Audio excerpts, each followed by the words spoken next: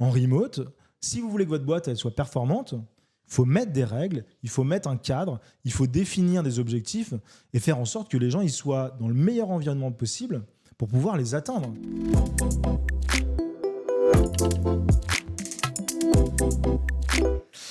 Si tu devais manger une seule chose pour le restant de ta vie, quelle serait-elle? C'est simple, des pâtes. J'ai mangé ça toute ma vie, j'en mangerai encore tout le reste de ma vie. Classique. Les pâtes carbo, je suis un expert. S'il y en a qui veulent me challenger là-dessus, je suis dispo. Les pâtes, c'est la vie. Edouard, je suis ravie d'échanger avec toi aujourd'hui. Donc toi, tu es le cofondateur de Magma, Exactement. une boîte créée en 2020 qui développe une application pour aider les commerciaux à convaincre leurs prospects via un système de matching avec leurs meilleurs ambassadeurs. Exactement. Vous êtes aujourd'hui 6 salariés et vous avez fait le choix d'adopter un modèle full remote. Exactement. Alors, rentrons dans le vif du sujet. La première question que je souhaite te poser, c'est pourquoi avoir fait le choix du full remote et surtout pour quels résultats? Ok. Du coup, pour nous, le remote, ça a été quelque chose qui s'est imposé à nous dès le début. La structure, au départ, elle était assez simple. On était en side project, donc on avait tous les deux des jobs à côté. Moi, je vivais à Amsterdam et Joris vivait à Lisbonne. Donc, en fait, la structure s'est créée de cette façon-là.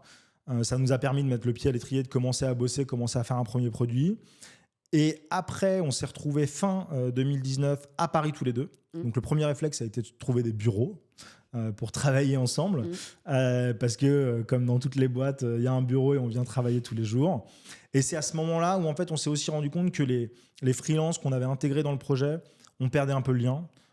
Ils avaient moins d'informations, ils avaient moins de documentation parce qu'on était ensemble. Donc le feedback qu'on était capable de donner, on se le donnait autour du café, à côté. On était au bureau l'un à côté de l'autre. Donc il n'y avait plus cette culture-là. Au début, ça n'a pas été trop gênant et on s'est rendu compte pendant le Covid qu'il y avait un vrai choix à faire. Donc le Covid est arrivé quelques mois plus tard. On s'est séparés puisqu'il est parti dans le sud et moi je suis resté en région parisienne. Et c'est à ce moment-là où on s'est vraiment posé la question d'est-ce qu'on doit être une boîte full remote ou pas. Et c'est à ce moment-là aussi qu'on s'est rendu compte de ce qu'on avait pu perdre en passant dans des bureaux. On savait ce qu'on avait gagné aussi parce que c'était un contexte qu'on connaissait. Mais comme là, c'était nouveau, on savait ce qu'on avait perdu vis-à-vis de ces personnes. Et comme assez vite, on a eu nos premiers clients, les premiers utilisateurs, il a fallu se poser la question d'intégrer d'autres personnes dans l'équipe. Et donc, c'était important de savoir si ces personnes-là, elles allaient arriver à Paris, qu'on allait tous revenir à Paris ou pas, ou alors qu'on allait prendre cette opportunité de travailler en distanciel et d'avoir une vraie culture remote qu'on allait créer de toutes pièces à partir de ce moment-là. Ok, ouais. Donc, c'était avant tout pour des enjeux de structuration, d'éviter la déperdition d'informations, de manière à améliorer la collaboration avec des personnes qui sont distribuées un peu partout sur le territoire français. Exactement. Ok. Top. Et aujourd'hui, il y a beaucoup d'entreprises qui choisissent l'hybride, le modèle hybride, alliant distanciel et présentiel, comme modèle organisationnel privilégié. Toi, que penses-tu de ce modèle hybride ? Moi, j'ai un avis assez tranché là-dessus. Après, je ne suis pas le meilleur expert parce que je ne l'ai pas expérimenté longtemps, mais je l'ai vu dans plusieurs boîtes. Moi, je trouve que c'est un modèle qui nécessairement a du mal à fonctionner. Pourquoi ? Parce que c'est deux typologies de culture différentes. Et je le vois. Quand on est au bureau, on a des réflexes, on a un cadre, on a des habitudes, on sait comment on fonctionne, c'est quoi les codes et la façon de bosser quand on est au bureau. J'ai une question avec un collègue, et en fait, assez vite, je lui tape sur l'épaule ou j'attends de le croiser à la cantine pour lui poser la question. Ça, dans un contexte remote, c'est Slack, c'est du distanciel, c'est de l'asynchrone. Et du coup, l'hybride, ça veut dire que ces deux typologies de fonctionnement peuvent s'imbriquer. Alors qu'en fait, pour beaucoup, elles sont antinomiques, ça ne marche pas ensemble. Donc moi, je ne crois pas à ça. J'ai du mal à croire à des organisations qui, du coup, arrivent à allier les deux. Il y en a qui arrivent parce qu'ils mettent le même jour de travail en télétravail. Et donc, du coup, il n'y a pas forcément besoin de ce mix à certains moments. Mais dans la réalité, ça veut aussi dire que si c'est le vendredi, comment les gens ils s'organisent ? Est-ce qu'ils ont vraiment un setup ? Est-ce qu'ils ont vraiment un environnement de travail qui est sain ? J'ai du mal à y croire, surtout dans des endroits comme à Paris où les apparts sont petits, on n'a pas tous de l'espace, on n'a pas tous de quoi avoir un bureau. Donc, on n'a pas le temps d'avoir un setup pour une demi-journée. Et puis, du coup, il y a aussi ce truc de comment est-ce qu'on crée un cadre pour une journée de travail.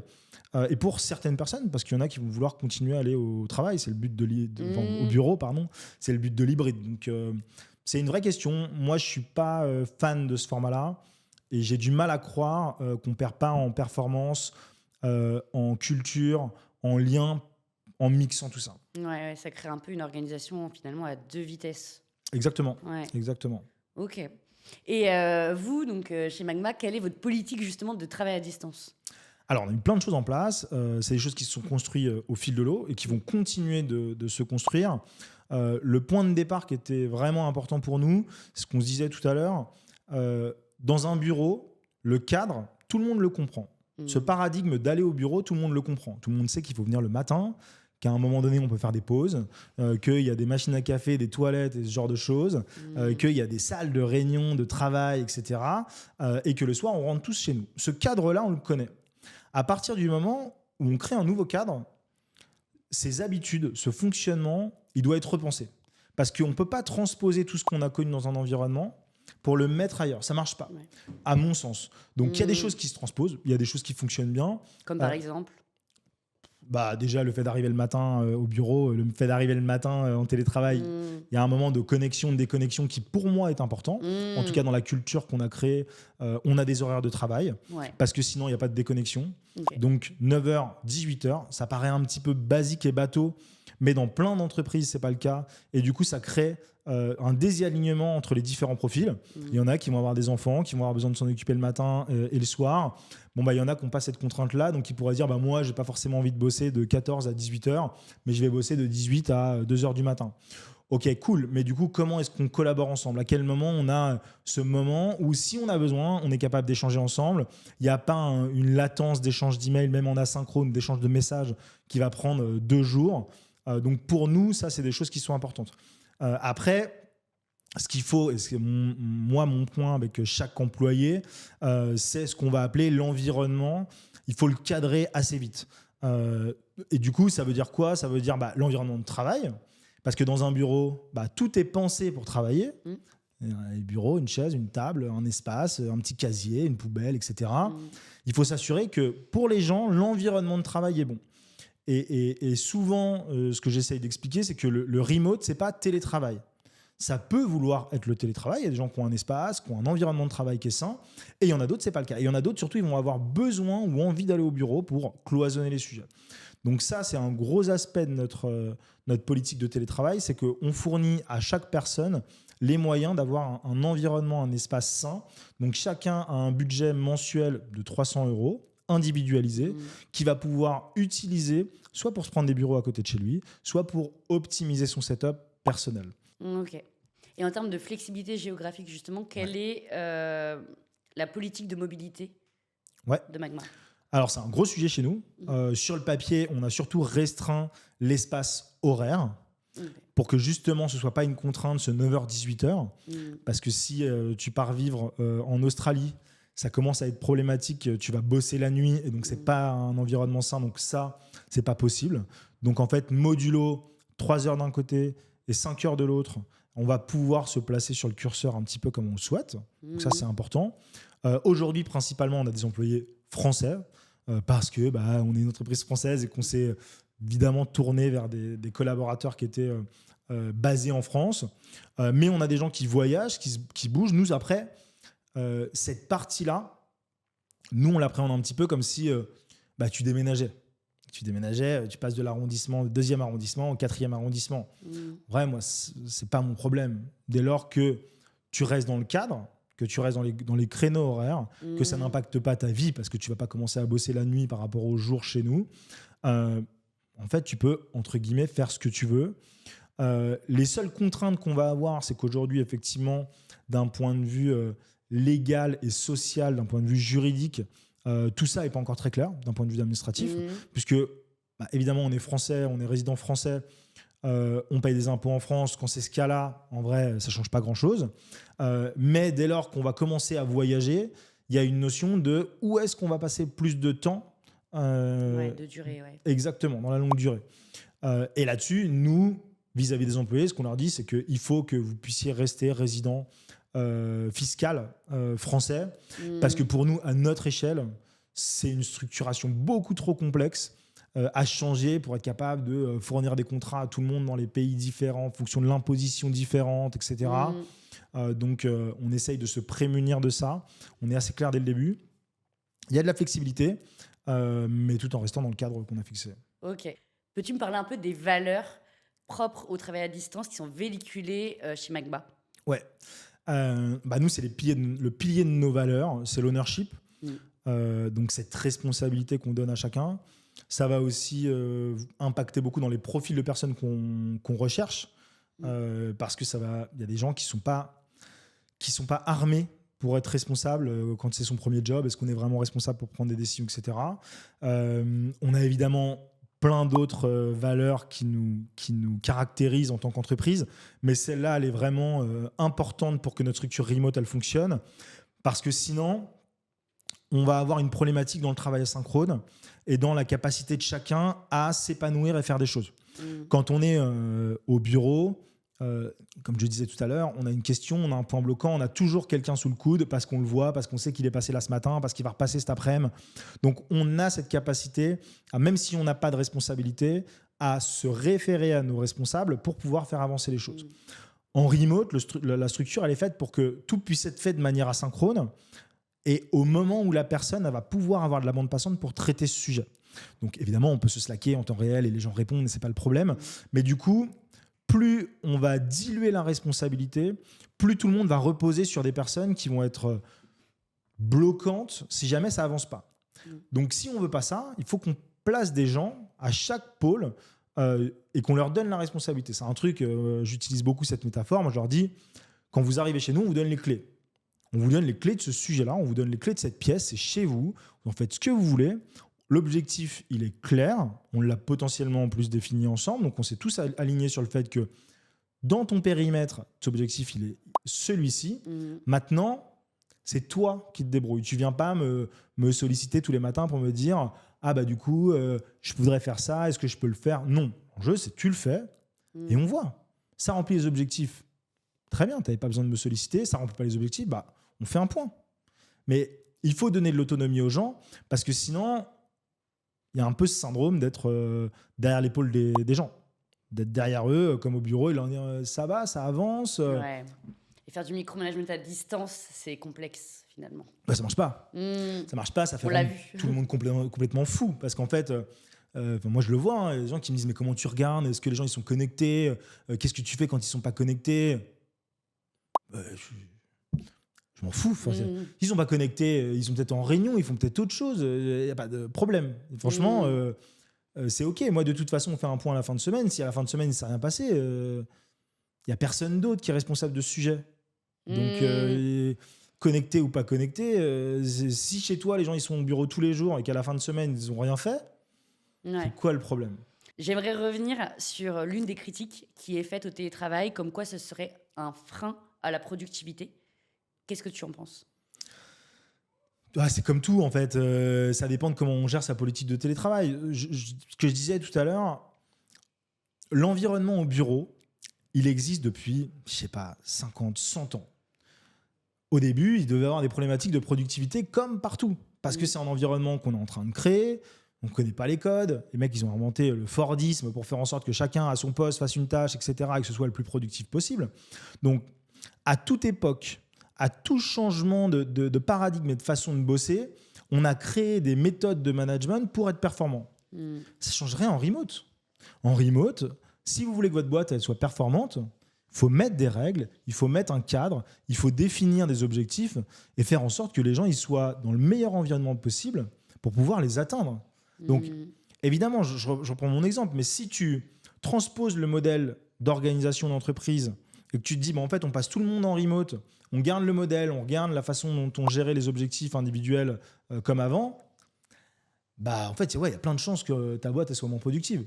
Et c'est là où, pour moi, l'hybride, il dessert un peu ce modèle-là. C'est que quand tu es dans un environnement où tous les jours tu viens au bureau, que c'est cadré, que tout se passe bien, qu'il y a quelqu'un derrière ton dos, que tu es habitué à qu'il y ait quelqu'un derrière ton dos, le vendredi matin, quand tu te lèves, il n'y a personne derrière ton dos, que tu es dans ton canapé, il faut que tu changes ton lit en canapé pour pouvoir bosser. Et puis en fait, tu as planifié ton train à 14h pour être peinard parce qu'il n'y avait pas ton boss sur ton dos et qu'il faut que tu te barres. Bah ouais, à la fin de la journée, les mecs ils se disent en fait, Edouard, il était où il nous a pas donné de nouvelles et à la fin il nous a dit ah bah la journée était dure, j'ai pas réussi à finir. Ok, là je caricature un peu le truc exprès, mais c'est souvent ce que je dis. Moi, les week-ends prolongés ou les jours où il y a des jours fériés avec les ponts et que les gens ils sont chez eux comme la majorité des gens parce que c'est là où ils bloquent leur journée de télétravail. Pour moi, c'est un jour comme les autres. On fait notre all-ends comme tous les jours. Chacun a son objectif de la journée comme tous les jours parce qu'il se le fixe. Et à la fin de la semaine, s'il a pris un jour de moins, en fait, c'est son problème. Donc, je pense qu'en remote, en tout cas, moi, mon arme pour contrer ce truc de performance et de productivité, c'est ce sujet d'ownership. Parce que si tu dis à quelqu'un, regarde, on veut monter là-haut, et toi, ton objectif, ça va être de tracer le chemin. En fait, si c'est lui qui prend les décisions du chemin, on va très vite savoir s'il fait le taf ou s'il ne fait pas le taf. Ouais. Tu vois, si à un moment donné, on est perdu, qu'il ne sait pas lire une carte, bon, on va se dire, ok, c'est pas productif, mon gars. Ouais, donc c'est vraiment plus, c'est pas le mode de travail le problème, c'est vraiment le cadre dans lequel il s'inscrit avec un mode de management particulier, une structuration, une culture précise. Ok. Et en termes de suivi de la performance, quel mode de suivi de la performance vous avez mis en place ? Alors, c'est un truc qu'on a mis beaucoup de temps à créer. On a des petits process weekly assez simples de all-ends, de qu'est-ce qu'on fait cette semaine et de fin de semaine, où est-ce qu'on en est. Très très tôt dans la boîte, puisque dès le début avec Joris, quand on était que tous les deux, ça surprend toujours un peu les gens, on s'est fixé des OKR, donc les objectifs qui résultent, qui est un framework qui existe dans plein de boîtes pour justement essayer de définir un horizon du trimestre ou de l'année là où tu veux aller, là où tu veux pouvoir atteindre comme objectif. Et derrière, chacun normalement est responsable, c'est pour ça qu'il faut des gens responsables, pour définir ce que tu vas mettre comme key result.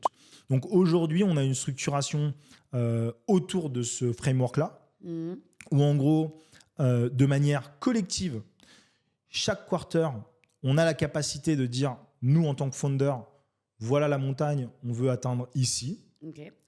Et on laisse la responsabilité à chacun de dire, OK, pour nourrir ça, moi, je propose de faire ça, moi, je propose de faire ça, je propose de faire ça. Voilà les objectifs chiffrés que j'ai fixés. Évidemment, on les regarde parce qu'il faut que ce soit cohérent, réaliste et qu'on puisse mettre les moyens qui vont avec. Toujours une vraie question, hein. Est-ce qu'on a la capacité financière de déployer ça ? C'est pas toujours le cas dans les petites boîtes comme les nôtres, mais on essaye de s'efforcer à donner les moyens.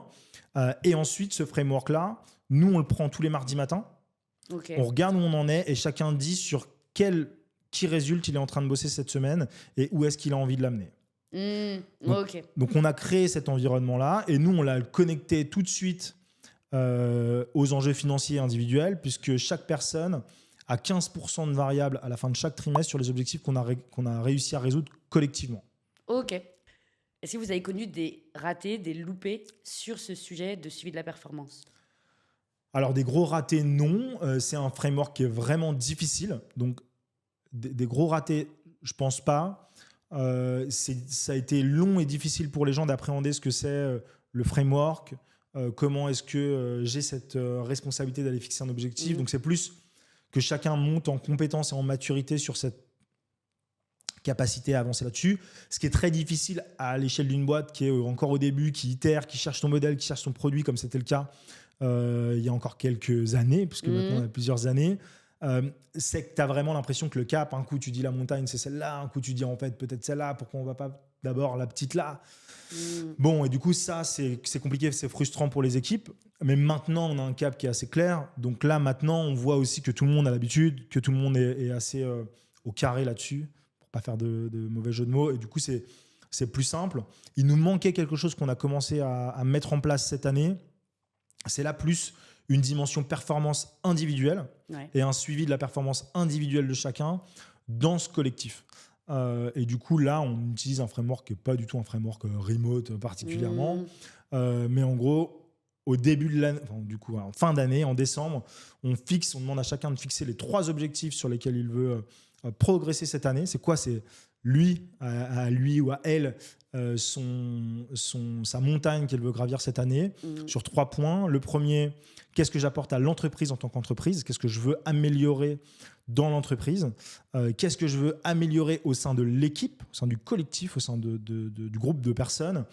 Et moi, individuellement, sur quoi j'ai envie de progresser pour devenir un collaborateur qui s'intègre demain ou qui prend plus de responsabilités. Ouais, Voilà. super intéressant. On verra les résultats. Je n'ai pas encore les résultats là-dessus. Mais en tout Ok. cas, ça donne de la visibilité à tout le monde. Et quel conseil tu pourrais donner à une entreprise qui, demain, souhaiterait aussi mettre en place un suivi de la performance axé résultat en full remote? Déjà, d'essayer de regarder un petit peu les exemples qui se font. C'est important. Pour moi, il y a toujours ce sujet de la responsabilité des uns des autres, parce que si vous avez des juniors, vous allez faire l'exercice, il va être super compliqué, parce que quelqu'un qui a 2 ans d'expérience, quand vous lui dites en fait, dans l'année, tu contribues à quoi dans l'entreprise, c'est un petit peu difficile. Donc pour moi, les 2 bonnes choses à faire, c'est vous avez qui dans la boîte autour de vous qui a cette capacité d'autonomie pour pouvoir avoir des objectifs individuels. Peut-être qu'il faut sortir des profils, si vous passez vraiment en full remote, d'évaluation individuelle annuelle, parce que ça va devenir beaucoup trop compliqué. Il faut mettre un objectif simple. Et ensuite, regardez les exemples, interrogez des gens autour de vous et faites-vous accompagner. Parce qu'en fait, les transitions vers ces modèles-là, pour moi, c'est encore plus dur que nous. On parle souvent des générations Z, Y, etc., whatever. Quand on est né avec un écran, ou les générations comme nous, on a connu le début d'Internet, on a toujours eu un ordinateur dans notre chambre, on a tapé beaucoup plus vite qu'on a commencé à écrire au niveau de l'école. C'est beaucoup plus simple pour nous d'appréhender les outils. Et c'est pareil dans le monde de l'entreprise. Si vous avez toujours été dans un milieu où vous travaillez dans un bureau et que vous changez, ça ne va pas être naturel pour vous. Donc, il faut se faire accompagner, il faut rencontrer des gens qui vont pouvoir vous aiguiller, eux se servir des exemples de boîtes avec lesquelles ils ont travaillé ou qu'ils ont pu voir pour pouvoir vous proposer des solutions qui s'adaptent à vous. Parce que c'est comme dans les boîtes, il n'y a pas une façon de gérer et de manager des équipes, il n'y a pas une façon de créer un environnement de travail, il y a une multitude de façons de faire et chaque boîte a ses spécificités. Ouais. Et c'est vrai que dans une transition, il y a des refontes à faire, des refontes de processus, tels que le processus d'onboarding, le processus de recrutement. Et justement, j'aimerais qu'on parle un peu aujourd'hui donc, de recrutement. Et selon toi, en quoi le processus de recrutement en présentiel diffère de celui en distanciel? Waouh, ça c'est une super question. En fait, je ne sais pas de quoi il diffère, mais ce qu'on n'a pas, c'est le ressenti. Quand on arrive dans une pièce avec quelqu'un, il y a un truc qui se passe. Ou qui ne se passe pas, mais il y a quelque chose. Et on sent quelque chose, la personne, elle peut dégager quelque chose, il peut se passer quelque chose qu'on n'a pas du tout en remote. La personne, elle arrive, elle est comme tout le monde, elle arrive sur l'écran, et la même tronche, la même lumière nulle. Voilà, il n'y a personne qui débarque dans un Google Meet en mode « Waouh, lui... c'est sûr, il va être génial. » C'est très rare. Ça arrive, mais c'est rare. Voilà. Donc, il y a un avantage à ça, parce que du coup, tout le monde est un peu au même pied d'égalité et on n'a pas l'impression que la personne, elle est grande, donc elle est imposante, qu'elle a une grosse voix. Tous ces petits codes-là, on les ressent moins. Mais du coup, on a beaucoup moins d'informations pour screener la personne par rapport à ce ressenti. Parce qu'un recrutement, avant tout, on peut dire ce qu'on veut, un recrutement, c'est assembler des personnes humaines ensemble et faire en sorte qu'elles arrivent à cohabiter et être performantes ensemble. Donc c'est un truc, des fois on est capable de se dire, ces personnes-là, je ne sens pas, etc. Donc nous, on a essayé de mettre en place plein de petites règles qui font que ça s'aligne avec notre positionnement du remote. Et typiquement, des trucs, clés, paraît bête aujourd'hui parce qu'on l'a moins, parce qu'on est plus habitué, mais la webcam qui s'ouvre premier meeting facilement. La personne, elle a un vrai environnement de travail. On sent qu'elle n'a pas un ordi sur ses genoux parce qu'on ne ferait pas un entretien en marchant dans le coin d'un bureau. Donc, ce cadre-là, il est vachement important. Et après, moi, en tout cas, pour recruter des gens en remote, il a toujours été important que ces gens-là, ils aient déjà cette culture du remote parce qu'ils vont pouvoir nous faire grandir aussi sur ce sujet. Donc, on a toujours chassé ou identifié des gens qui avaient déjà expérimenté ça, déjà Ok. travaillé dans un Ouais, une expérience environnement. antérieure Ça à enlève distance. des problématiques derrière. Et ouais, ce truc du feeling, il est difficile. Donc nous, on essaye de proposer à chaque personne de venir échanger de façon un peu plus informelle avec quelqu'un de l'équipe, au téléphone, en visio, prendre un temps un peu comme nous on les fait, de coffee, pour voilà, découvrir, parler d'autres choses, et pas parler de la boîte et forcément ce qu'il y a, mais pour qu'on puisse ressentir un peu la personne. Mhm. Mais c'est très, très, très, très difficile. Et du coup, nous, dans notre process, jusqu'à l'onboarding, il y a un moment qui est clé, c'est que moi, je vais rencontrer chaque employé. Pour leur premier jour de boulot, je passe une journée avec eux dans leur environnement de travail. Ok. Et tu te Où déplaces carrément à leur je domicile. me déplace. Alors, je ne vais pas chez eux, hein, ça peut être intrusif. Pour ceux qui ont un bureau, je vais dans le bureau. Pour ceux qui n'ont pas de bureau, on prend un bureau. Mais du coup, ça me permet d'avoir le dernier ressenti Ouais. qui est clé. Qui est clé parce que personne n'a beau être bonne, elle a beau être performante, beaucoup d'expérience. Si ça ne matche pas humainement, ça va s'étioler trop vite. Ok. Et lors de notre dernier échange, tu me parlais aussi que vous avez beaucoup adapté ces étapes du processus de recrutement à l'asynchrone. Justement, est-ce que tu peux m'en parler un peu plus? Ouais, alors là, pour rentrer plus dans le process, Ouais. effectivement, en fait, la clé, c'est que les gens, ils peuvent te parler de leur expérience de remote à foison et qu'ils sont à l'aise et qu'ils adorent et qu'ils ont le setup, etc. La réalité, elle vient sur le terrain. Et donc, du coup, de la même façon que quand vous faites un test dans une boîte, vous essayez de recréer un environnement qui va être le plus proche de votre environnement de boulot. Bah, nous, le test, il est orienté pour justement le mettre dans l'environnement le plus asynchrone, le plus remote possible, pour être sûr de ça. Et nous, il y a beaucoup de gens qui drop à cette étape-là, on va être clair. C'est pas forcément la meilleure étape pour passer le plus de candidats, mais c'est celle en tout cas qui est la plus pertinente pour nous pour juger du fit avec la façon dont on bosse. Donc on vient onboarder la personne exactement comme si c'était un collaborateur dans Slack. On lui donne accès quasiment à tous nos outils, en tout cas tous ceux dont il a besoin pour collaborer avec nous. Et on va lui lancer la mission comme si c'était un ticket, enfin, je parle plutôt pour la partie tech, mais pas que, comme si c'était une mission qu'on lançait d'un OKR sur un petit ticket de mission, et on lui dit voilà, ça c'est le brief, tout le brief il est asynchrone, et le résultat que tu dois nous rendre, tu vas nous le présenter de façon asynchrone. Via un outil particulier? Via Loom, chacun fait comme il veut, mais on s'enregistre en vidéo. Ok. Voilà, truc super important aussi parce qu'il y a le lien humain qui va se créer à ce niveau-là. Et donc, on lui dit, il faut que tu t'imagines que pendant 1 heure, 2 heures, 3 heures, tu es avec nous dans l'équipe. Donc, tu le fais quand tu veux, tu répartis ça quand tu veux, mais il faut qu'on collabore ensemble. On essaye de, par exemple, pas mettre toutes les infos des fois, pour être sûr que la personne va avoir besoin de nous solliciter. Quelqu'un qui va dire je veux faire le bon élève, je vais pas les solliciter, du coup je fais mon taf, je vais au bout, il manque les choses qu'il n'a pas forcément récupérées. Nous on se dit ok, c'est peut-être pas forcément quelqu'un qui est dans un bon cadre de travail pour le faire. Parce que si on avait fait le test dans un bureau et qu'on était dans la même pièce, il nous aurait dit là attends, j'ai une question. Là c'était une question, tu la poses. Si tu la poses pas, ça veut dire que demain tu vas pas la poser. Donc on essaye de recréer cet environnement là. Et c'est autant important de voir si la personne a les capacités, des soft skills et hard skills d'y arriver, que de fitter avec notre process, donc que de fitter avec la façon dont on bosse. Ça marche. Quel est le plus gros enjeu que vous avez aujourd'hui chez Magma avec le télétravail? Alors, c'est plus un challenge qu'on voit devant nous parce que l'équipe est en train de grossir. La prochaine équipe qui va grossir, c'est la partie sales. L'équipe produit tech et gestion des clients, elle est montée en puissance sur les 18 derniers mois. On commence à avoir des process très rodés. Ça nous semble en tout cas assez simple d'avoir une personne en plus, une personne en moins. Il y a déjà plein de freelances qui gravitent autour de nous. Donc, il y a moins d'enjeux là-dessus. L'enjeu sur la partie sales va être de se poser la question comment on fait grossir cette équipe sales, parce que les modèles que nous, on connaît de nos expériences d'avant, ce sont des modèles de commerciaux avec une certaine émulation où ils vont être dans le même bureau, il va se passer des choses qu'on ne récupérera pas. Donc, ce que j'ai expliqué tout à l'heure, où en fait, il y a un paradigme bureau qu'on connaît avec des avantages liés à cette structure-là, il va falloir qu'on arrive à la créer dans cet environnement remote. Donc, ça nous pose plein de questions qui sont assez excitantes à creuser. Notamment, est-ce que les personnes, on va plutôt aller les chasser loin les unes des autres? Est-ce qu'on va essayer de recréer un environnement de proximité où ils peuvent se voir plus facilement, parce qu'ils vont peut-être en avoir besoin. Est-ce qu'à un moment aussi, on va aller sur des comptes où on va être besoin d'être plus présent physiquement parce qu'aujourd'hui, on fait 100% de nos ventes en distanciel.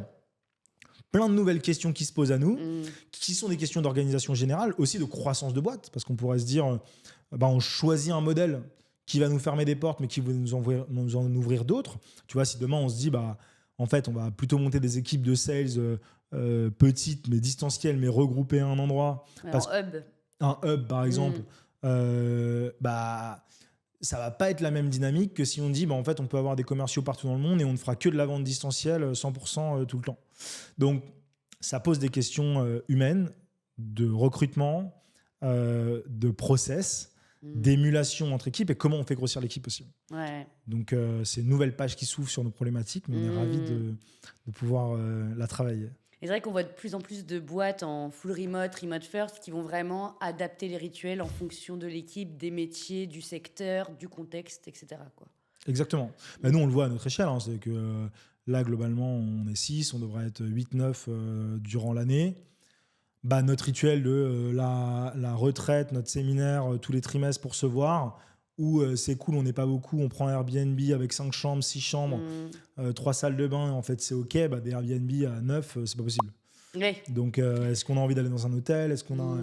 Ça pose plein de petites questions, mais comme dans les boîtes. Comme dans les boîtes, quand tu fais ton premier séminaire, tu le fais dans tes bureaux parce que c'est ok, ou au bar en bas du bureau, et puis en fait à un moment donné, quand t'es 50... le bar en bas est trop petit, donc il faut louer une salle, prendre des organisateurs. Il y a une évolution au niveau des rituels en fonction des effectifs, en fonction des métiers également. Exactement. Okay. En tant que cofondateur d'une boîte full remote, quel conseil tu donnerais à une entreprise qui souhaite demain adopter un mode de travail similaire ? Du coup, la première chose pour moi, c'est si vous avez l'opportunité de le faire très tôt dans le process, faites-le tôt. Si à un moment donné, vous êtes encore 3, 4, même 10, et que vous commencez à vous dire pourquoi pas le remote, essayez d'accélérer le process parce que plus vous allez être nombreux, plus ça va être compliqué. Les talents qui viennent parce qu'ils vivent à Paris et qui sont contents d'aller au bureau à Paris ou parce qu'ils sont originaires de Paris, à partir du moment où vous allez leur dire en fait, on change la politique, vous allez pouvoir bosser d'où vous voulez, ils vont dire en fait, moi, c'est Paris, donc s'il n'y a plus de bureau et que je ne peux plus aller au bureau et que je n'ai pas l'espace chez moi, en fait, je me casse. Et c'est là où c'est toujours un peu compliqué. Le deuxième conseil, c'est d'essayer de poser un petit peu ses valeurs d'entreprise au-delà de son organisation, de se dire, nous, c'est quoi qui nous représente ? Si vous avez une politique d'être le plus performant, le plus efficient, ce ne sera pas la même politique que si vous vous inscrivez dans un temps plus long, avec des objectifs plus modérés. Votre politique de remote, elle va être différente. Ouais. Et après, ce qui va être important, c'est cadrer très tôt l'environnement, le cadre. Souvent, c'est un des derniers trucs qu'on fait. On se dit, on verra, on va ajuster, etc. Non. À mon sens, créer le cadre le plus restreint possible, des horaires, des fuseaux horaires, du voyage, de tout ce qui va être impacté très vite par ça.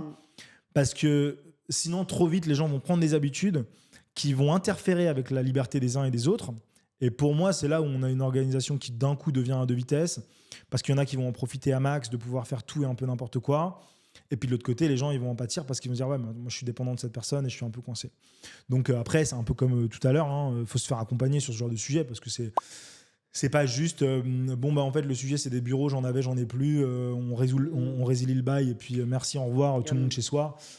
C'est un sujet qui va impacter toute la chaîne, les contrats, les gens ils sont rattachés à quel établissement, si vous n'avez plus d'établissement, enfin c'est à tous les niveaux que ça se pose. Vos avocats, votre comptable, vos assurances, les mutuelles, tout ça, c'est pas rien. Donc d'avoir des gens qui ont la capacité de vous accompagner sur toute la chaîne, ça fait gagner quand même pas mal de temps. Ouais. On arrive à la fin de cet échange et j'aimerais bien que tu pioches une dernière carte. Allez. Et que tu répondes à la question, s'il te plaît. Alors, waouh. Si tu avais l'occasion d'animer une émission TV, YouTube, Twitch, podcast, laquelle choisirais-tu ? Je vais être plein de surprises. Moi, j'adore un podcast qui est une émission de radio sur le foot, rien à voir, sur RMC qui s'appelle l'Afterfoot. Je l'écoute tous les jours en podcast. Donc, si j'avais l'opportunité d'animer un truc, je crois que je me marrerais bien à animer ça. ou alors l'équipe du soir sur l'équipe TV. Mais je pense que vous avez compris la thématique Ouais, du coup, que c'est tu plus vois le la thématique hand. de sport. Au début de l'échange, c'était le hand et maintenant, c'est le foot. Alors, Quoi. j'adore jouer au hand, mais j'adore suivre le foot. Je comprends. Bah, merci pour tout, pour cet échange. Merci à toi. Pour participer à la démocratisation de ce mode de travail, pour partager toutes les bonnes pratiques que vous avez mises en place chez Magma. Merci pour tout. Merci Anouk, à bientôt.